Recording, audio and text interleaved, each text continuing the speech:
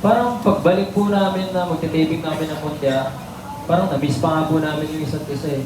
Talaga doon sa workshop po, may workshop po kasi kami kay Miss Ana Pileo. Napag-usapan po namin yan kung nagbabasa-basa ba ako, ganyan-ganyan. Kasi simula po nung nagsisimula pa lang kami ng Mundya na Section E, sinasabi sa akin ni Andres, parang sinasabi ko po sa inyo lahat na parang kuya ko talaga yan.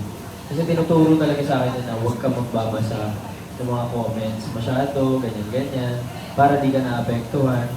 Kaya nung sa workshop namin, napag-usapan po namin yan na meron talagang times na may nababasa ako mga comments, tapos minsan nalulungkot po ako. Tapos parang ni-remind po niya ako dun sa workshop na yun na okay, game na ulit tayo, shoot na ulit tayo, huwag ka magbabasa-basa ng mga comments masyado para di ka naapektuhan. Yun po, okay po kami.